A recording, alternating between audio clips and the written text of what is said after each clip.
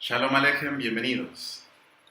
Tenemos aquí en esta pantalla un nombre que seguramente muchísima gente en todo el mundo logra identificarlo. Es conocido como el Tetragramatón, que está conformado por uno de los nombres que muchos han atañido directamente a la inteligencia suprema, al Ser Supremo, al Creador del Universo.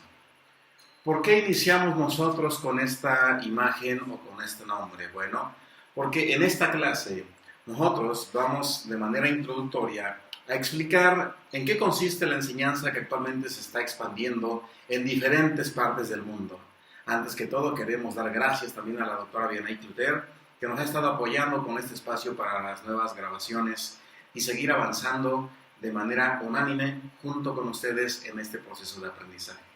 Bien, pues lo hemos dicho, ustedes lo saben, yo sé que ustedes mismos lo han compartido con otras personas, lo han escuchado, donde se ha mencionado que para que nosotros podamos introducirnos en el mundo de la Kabbalah y la correcta interpretación de los diferentes textos, como es el libro del Zohar, tendremos que consultar muchísimos textos, así que el estudiante de la Kabbalah prácticamente estará participando de manera consecutiva en un desfile de literatura tras la búsqueda de libros y libros una y otra vez. Bien, ¿por qué es muy importante que nosotros iniciemos desde este nombre? Bueno, porque mucha gente cuando comienza a introducirse en el mundo de la Kabbalah lo hace porque está anhelando crecer en su conocimiento espiritual sin que por ello tenga que renunciar a lo que ha aprendido de manera intelectual, producto de la información académica durante sus años de enseñanza.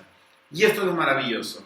Pero también sabemos que muchos de ellos se han encontrado con diferentes interrogantes, principalmente en Internet, cuando se ha tenido que explicar sobre el origen de esta instrucción o de esta enseñanza. Bien, pues el fundamento, obviamente, nosotros lo vamos a encontrar directamente en un texto conocido como el Humash, el Pentateuco o la Torá, o lo que muchos en la religiosidad lo denominan como los primeros 5 libros de Moisés o Moshe Rabenu.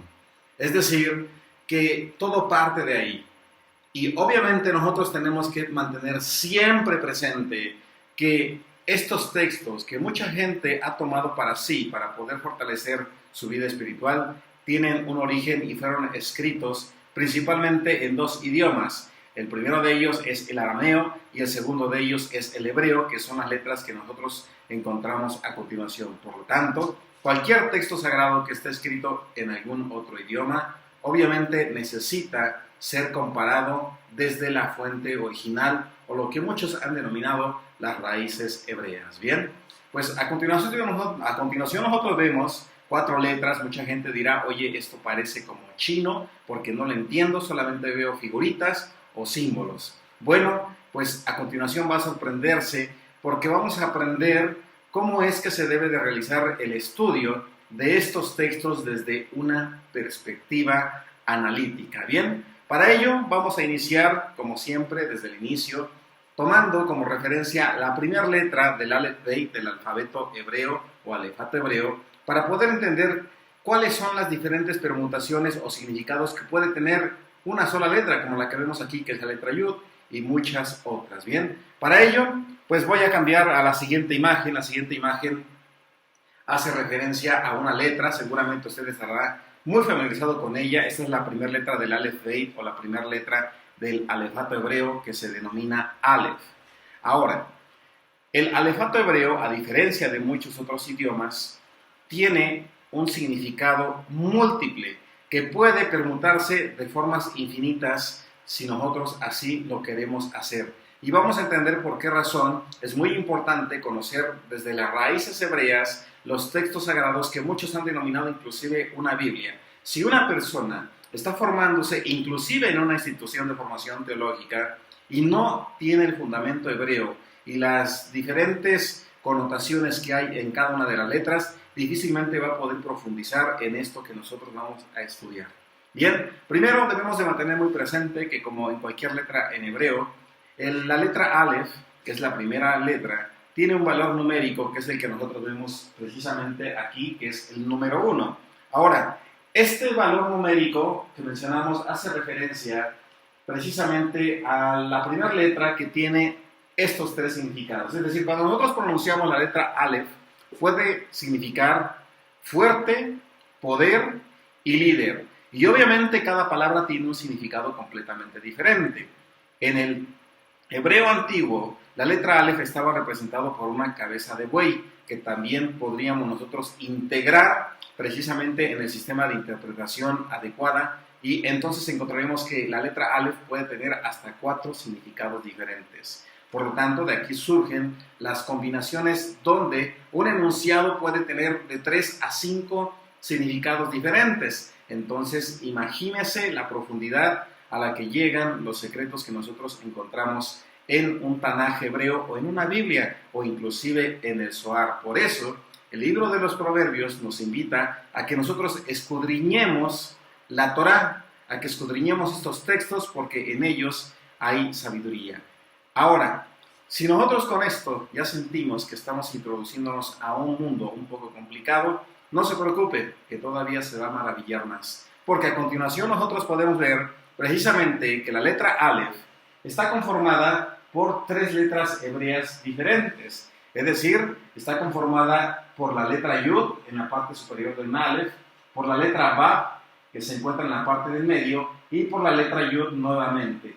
Ahora nosotros debemos de mantener presente entonces que ahora el valor numérico ya no solamente es el 1 que viene el Aleph, sino que la letra Yud, que equivale también al número 10, se suma al número 6, que es la letra Vav, y nuevamente al número 10 de la letra Yud, que nos da un valor numérico, o lo que se conoce en la gematría, con el total del número 26, y que obviamente se tiene que simplificar al número 8, y sabemos que si nosotros nos vamos al hebreo, encontramos precisamente que hay letras que están encerrando un significado más profundo.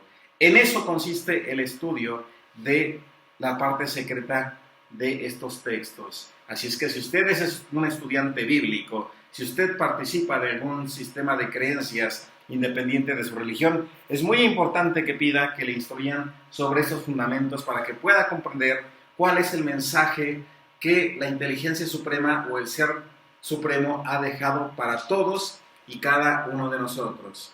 Ahora, para poder entender esto, nosotros tenemos que participar de una metodología que se llama el siguiente nivel de instrucción, mejor conocido como Pardes. Pardes, literalmente en hebreo, significa el huerto, y tiene pues precisamente un acrónimo que deriva en las siguientes palabras: lo que se conoce como el nivel Peshat, el nivel Remesh, Drash y Sod. Esto quiere decir que todos y cada uno de nosotros debemos de mantener presente que todo lo que leemos en un texto sagrado, así sea un libro de Génesis y pasemos por el libro del Éxodo, el Levítico, Número, Deuteronomio, todo tiene un significado diferente y que es muy importante nosotros podamos aplicar a nuestra diaria forma de vivir. Pero vamos a explicar por qué es necesario entender esta metodología. Porque si nosotros no entendemos esta metodología, difícilmente también vamos a poder entender cuál es el mensaje que se encuentra muchas veces incrustado. Ahora, estos son los niveles de interpretación que debe de conocer todo el estudiante que está recibiendo la información precisamente de estos secretos. Bien, cuando nosotros leemos un texto, generalmente vemos una historia que llamaremos que es una capa, es el primer clipot, la primera capa, que hace referencia a un mensaje meramente literal, que no genera mayor dificultad. Vamos a poner un ejemplo, tomando como referencia la historia del rey David. El rey David, en una ocasión, no salió a su campaña que deben de realizar los reyes para luchar contra otros ejércitos, se queda en su casa, observa a una mujer desde el balcón, la desea, manda a asesinar al esposo de esta mujer y él toma a esta mujer para sí. Eso nosotros lo estamos leyendo y desde el nivel de aprendizaje que se denomina como Pashat, como lo que se entiende como la traducción simple, entendemos que lo que él hizo está mal. No necesitamos más, entendemos que fue una persona que adulteró en su corazón, que fue homicida y que vulneró principios importantes de la Torá.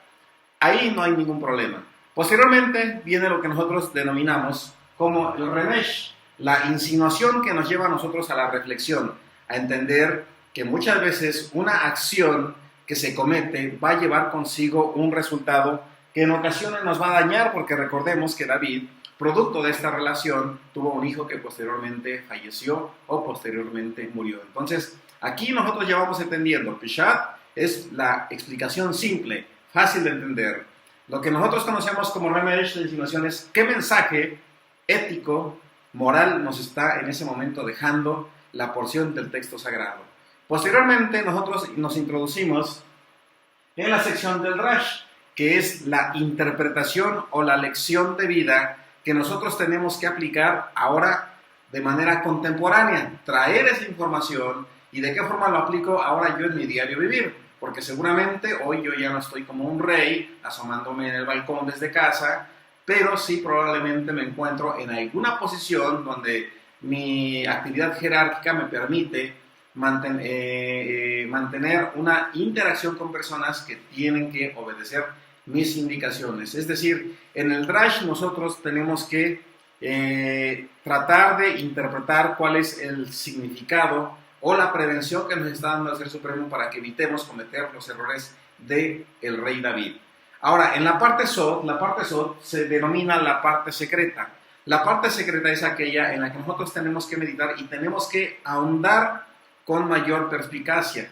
La parte secreta es aquello que muchos dejan pasar por alto y que mencionamos, solamente utilizan el significado más simple del texto hebreo. Aquí lo más importante es que nosotros comencemos a descubrir, a escarbar qué es lo que hay en la profundidad de este mensaje. Esto es sumamente importante, y si nosotros no entendemos cuál es el mensaje de las acciones que realizó el rey David, lo que muchos denominarían que realizó una mala acción y que por ende tuvo una consecuencia, o lo que muchos mundanamente podrían decir es la ley del karma, ¿no?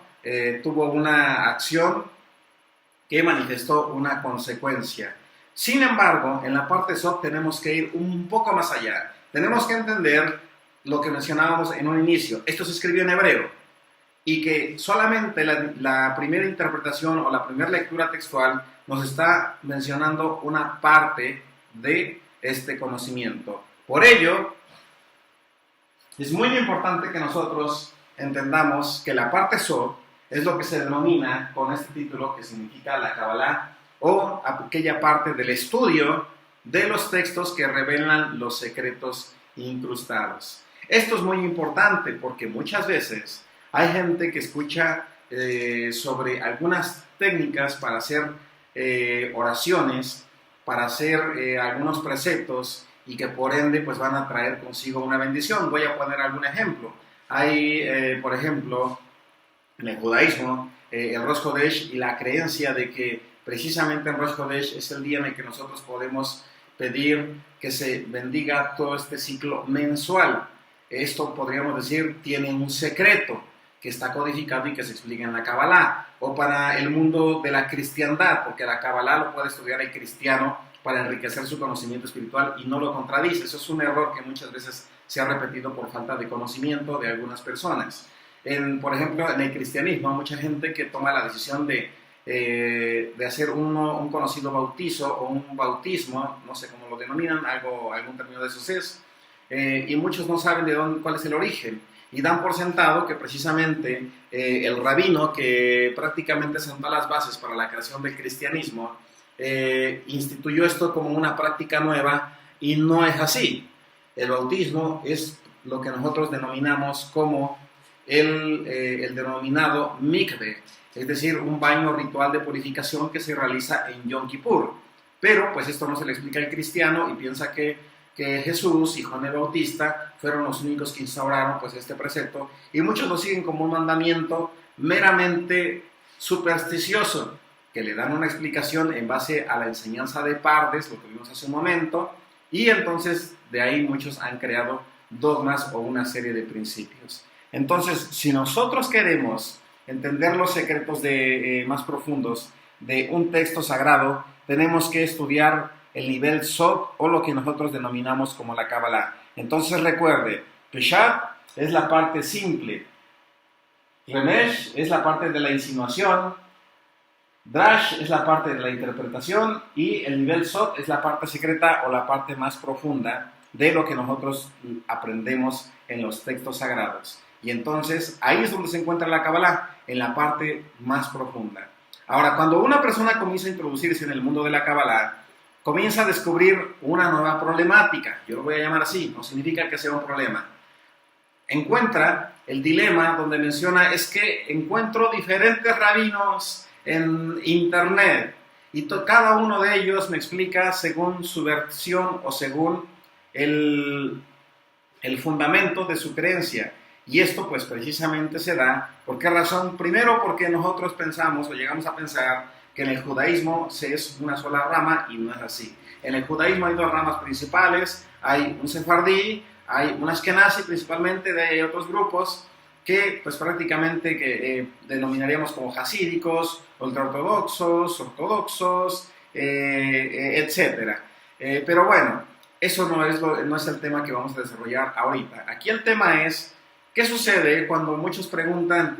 Yo entro a internet y de pronto me encuentro que hay un rabí, Michael Leitman, doctor Michael Leitman, que explica mucho sobre el nivel de la conciencia que debe de tomar el ser humano para poder traer la paz colectiva en todo el mundo, y se involucra en opiniones políticas, en opiniones del desarrollo social, lo cual no es malo.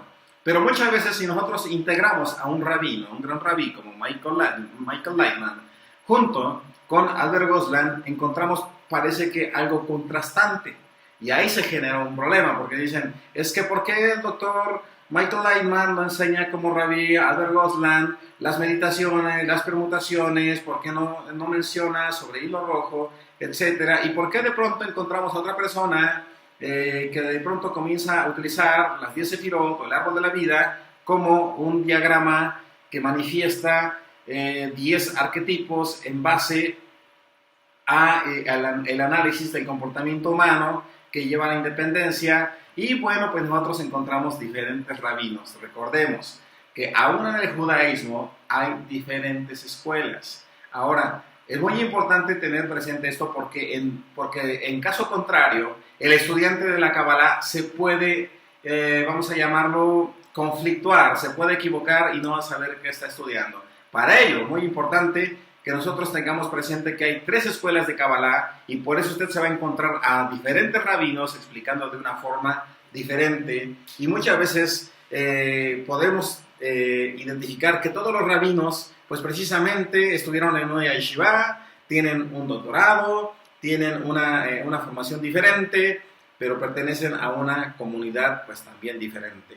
Ahora, cada escuela anteriormente, vamos a llamar que esto fue hace aproximadamente 2100 años, se comenzaba a instruir sobre diferentes escuelas. Había un grupo de judíos, un grupo de rabinos que estudiaba directamente sobre lo que se denomina como el Maseh Bereshit, o lo que es conocido como el proceso de la creación, donde se atiende más a la interrogante de el origen, de dónde venimos, qué había antes de este mundo. Y ahí es cuando nosotros vamos recorriendo el estudio de los diferentes mundos, como es el mundo de Briah, el mundo de la Atzilut, y consecutivamente. Ahorita no, tampoco es el tema, queremos ir en orden para no ir enredando a ustedes que están viendo este video por primera vez introduciéndose en el mundo de la Kabbalah. Después tenemos los 72 nombres de Dios. En los 72 nombres de Dios nosotros encontramos meditaciones que utilizamos precisamente tomando los nombres que se encuentran ocultos en hebreo y que se encuentran codificados en el libro del Éxodo, en los Salmos y en algunos otros cánticos. Mucha gente piensa que hacer meditaciones es algo completamente diferente a lo que se instruye en otro tipo de enseñanzas, y eso es un error. Es decir, nosotros no podemos separar la Kabbalah, y es muy importante que hoy en este centro de enseñanza integremos o que dejemos claro que estas 3 escuelas se buscan unificar. No se está peleada la ciencia con lo que nosotros conocemos, con la espiritualidad. Es decir, el Maseh Bereshit estudia de dónde venimos, 72 nombres de Dios, cómo conectar en este mundo a ese lugar de donde venimos. Y la Merkabah representa lo que se conoce como el carro de fuego, el alcance que puede tener el ser humano para poder conectar con esos mundos superiores. Un ejemplo de ellos, por ejemplo, es Elías, es Enoch, personas que muchos dicen fueron raptados, los que estudian ufología dicen fueron, se me fue ahorita el nombre, fueron abducidos, y esto no es contrastante con lo que nosotros aprendemos directamente de los textos sagrados, no es algo descomunal pensar en ello, pero la Merkabah nos introduce precisamente el lugar hacia donde vamos o hacia donde nosotros podemos trascender más allá de este mundo de la materia. Entonces, si usted lo quiere ver de la siguiente forma para simplificarlo, el Maseh Bereshit, ahora mencionamos el antes, en el presente, estamos en los 72 nombres de Dios, y el Merkabah en el futuro, pasado, presente, futuro. Por eso es muy importante que nosotros tengamos siempre muy presente que ningún rabino está contradiciendo a ningún otro y tampoco se está peleando según la yeshiva. Estaríamos nosotros equivocados, pero esto generalmente se da o se conflictúa cuando una persona no ha asistido en una yeshiva o no está muy relacionada con el estudio de los textos hebreos o los textos judíos. Bien, entonces no hay diferencia. Si usted quiere escuchar Kabbalah a través de Breslev, si usted quiere aprender Kabbalah a través de Yabad, si usted quiere aprender Kabbalah a través de Tarbut Sefarad, a través de Shofar, a través de centros Kabbalah, no hay ningún problema. Solo asegúrese o mantenga, mejor mencionado, mantenga presente que todo es producto de la evolución de conciencia. Es decir, algunos estarán aprendiendo Maseh Bereshit, otros llegarán a 71 nombres de Dios y otros llegarán a Merkabah, pero todo es un aprendizaje constante. Así que no se desespere y no crea usted que algún rabino de los que están ahí está enseñando una Kabbalah diferente. Todos tienen un propósito maravilloso en esto. Bien, ahora, mencionábamos hace un momento, lo que nosotros aprendemos de la Kabbalah y que es necesario mantener presente es que hay algunos que explican únicamente la parte exegética, únicamente la parte teórica. Y yo creo que llega un momento en el que es bueno porque nosotros leemos, conocemos fundamentos, conocemos la simbología, pero llega un momento en el que ya avanzamos con un libro, con otro libro y otro libro y de pronto maravilloso, ya tengo una biblioteca. Pero ¿qué sucede cuando usted realmente quiere vivir esa experiencia? Cuando usted dice, bueno, ya leí demasiado, ya leí todos los volúmenes que hasta hoy en día se han traducido del Zohar. Ya leí Sefer Yetzirah, ya leí mi Tanaj, ya leí Bajir, ya leí Sefer Raziel, ya leí muchos libros, pero no pasa nada. Entonces, tiene que pasar a la Kabbalah práctica. Y ahí es donde entra la parte de lo que nosotros conocemos como lo místico. La parte mística es aquella donde usted es invitado a tome un asiento, coloque pies paralelos al suelo, vibre los nombres del Ser Supremo, entienda qué significa cada nombre, por qué materializa determinada bendición. Ahí es donde entra el hilo rojo, ahí es donde entra guardar Shabbat, ahí es donde entran muchísimos preceptos que maravillosamente funcionan, aunque no sabemos cómo. Sin embargo, la Kabbalah, mencionamos, también lo va a integrar a la parte científica. Y esto es todavía más maravilloso. ¿Por qué razón? Porque en la Kabbalah científica, que es prácticamente lo que también hacemos en este centro Kabbalah, es explicarle a la gente cómo funciona una oración. Que no todo es algo completamente desconocido. No es que haya un milagro, sino que enseñamos a la gente cómo es que desde este mundo de la materia nosotros podemos conectar con las leyes más profundas de la naturaleza para poder integrar a través de la manipulación de toda esta realidad en sus más pequeños estados de energía a nuestro favor. ¿Cómo podemos nosotros utilizar toda esta información para poder materializar bendiciones? Entonces, también vuelvo a mencionar, aquí viene la parte teórica. Si nosotros vemos exegética, es la parte teórica. Leer y leer y leer y leer y leer hasta el aburrimiento. Pero recuerde algo que dijo un gran rabí: la letra mata.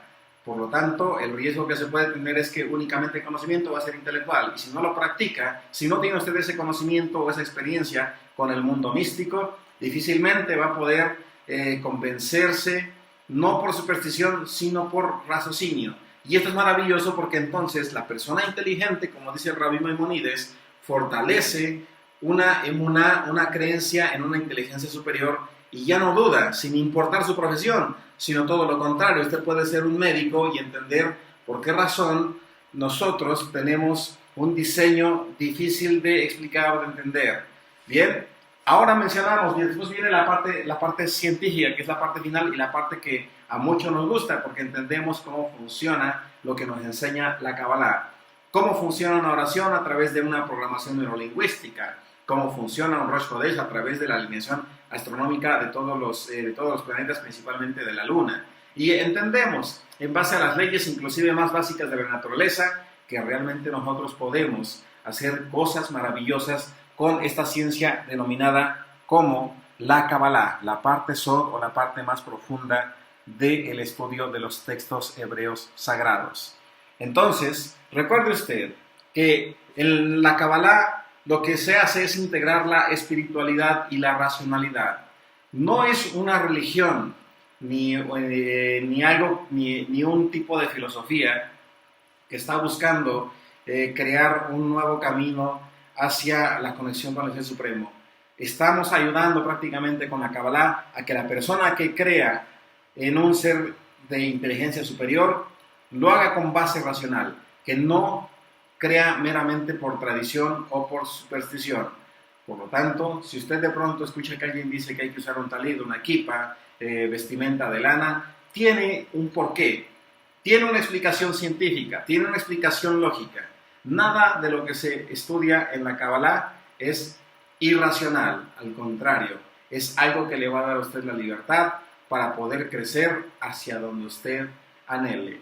Esto es lo que nosotros denominamos Kabbalah. Kabbalah significa recepción de la tradición, del verbo lekabel, pero que también significa, según las permutaciones hebreas, conectando o lo que revela lo que hay del otro lado, es decir, la conexión con los otros mundos o con el mundo espiritual. Espero que este video te haya ayudado a poder integrar el conocimiento que actualmente tienes y fortalecerlo, pero sobre todo, como siempre hemos mencionado, espero haberte generado las suficientes dudas como para que te introduzcas en este mundo de sabiduría, de enseñanza, donde la Kabbalah no es mala. Muchas veces lo hemos mencionado, lo que sucede es que muchas veces los gurús o los líderes religiosos quieren mantener cautiva la conciencia colectiva de sus feligreses o de sus seguidores, y eso no es algo honesto. La Kabbalah viene a generar y a explicar la conexión que tú mismo puedes tener con el Ser Supremo, y que no necesitas una sinagoga, no necesitas un templo, no necesitas una iglesia, no necesitas un salón para poder encontrar la presencia de este Ser Supremo. Basta con que entiendas que en el Ein Sof, lo que nosotros denominamos en el árbol de la vida, que es lo que denominamos como el Keter o la corona de hasta arriba de este árbol de la vida, se encuentra pues prácticamente emanada toda aquella luz que se produjo en el conocido Tzimtzum o la contracción de la luz del universo que dio paso a esta vida. Por lo tanto, todo lo que tiene vida en este mundo es la misma manifestación del Ser Supremo. No está lejos en otros universos o en otros mundos, está tan cerca como que forma parte de tus células. Como siempre, te saluda tu amigo Rabí Moré Nicodemus Ames de este Centro Kabbalah Atizapán en el Estado de México. Esperamos pronto, pues un día nos visites. Eres bienvenido, eres bienvenida. Aquí hablamos con la verdad que nos hará completamente libres. Mando un abrazo a tu alma y a tu corazón. Que la paz de Baruch Hashem sea siempre contigo. Gracias y mando un abrazo a tu alma y a tu corazón. Hasta pronto. Muy buenas noches.